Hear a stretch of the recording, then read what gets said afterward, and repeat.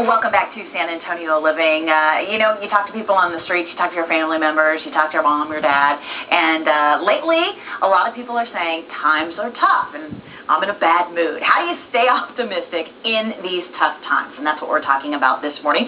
We have brought in a author of the Adversity to Success series by Ron Graves and Ron Palermo. And Ron Graves is joining us this morning. He is the author of that book and several others, as well as a motivational speaker. Thank you so much for coming in today. This is a subject that, it keeps coming up because people, whether times are tough or they aren't, that's not the question. It's just the atmosphere makes us not be happy all the time lately.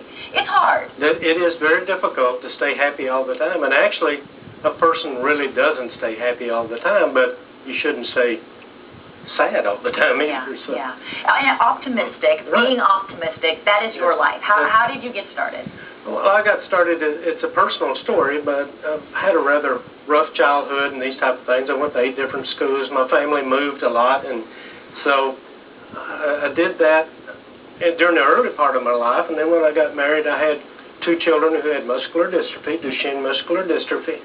So I went through that.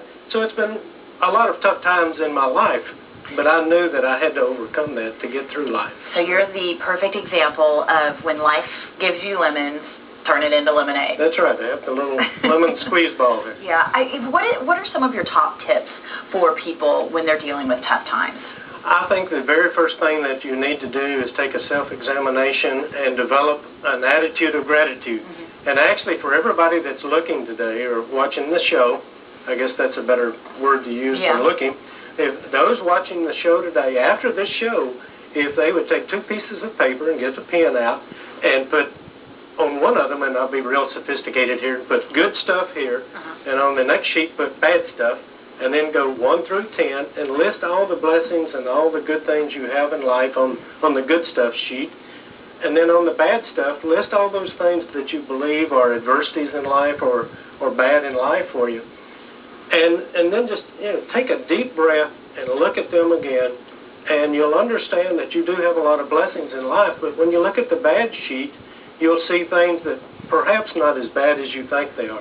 Now, if you've just been through a divorce, or if you had a death in the family, these type of things, if your house just burnt, if you just lost your mortgage, those type of things really are adversities. But most everything else is really just incidental in life. It's just there, and you need to go through those. But people do have legitimate problems, but they need to squeeze all of that out of their life. They need to squeeze the negativity out. Therefore, my little lemon squeeze ball. Actually, this one for me. I need it. For you. Ron, I need that. And it says make lemonade. So I tell people to develop an attitude of gratitude. Right. Be thankful for what you do have. And then I use the little acronym AHA, which is attitude, hope, and action. And once you develop the attitude of gratitude and realize where you are in life, then if you'll put a little bit more faith and belief in yourself and regenerate that faith and belief that you probably had most of your life, at a tough time like this, that will give you more faith and more belief in yourself and more hope. And it'll also give you purpose, and that's another one of your tips. Believe that you have a purpose. How do you find that purpose? Well, actually, there is always a purpose out there, and some people look for those purposes in life. Me, I felt like a long time ago there was a purpose for perhaps me having to go through a lot of these trials and tribulations.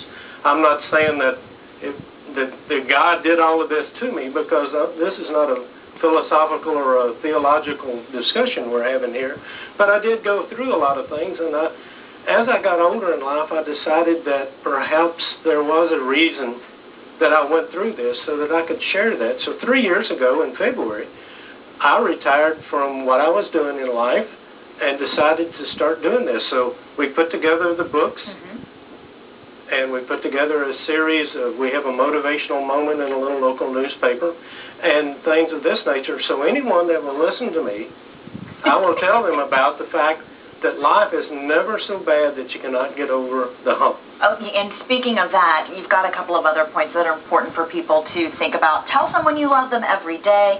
Be filled with personal happiness and live each day to the fullest. And I think that's very important to talk about.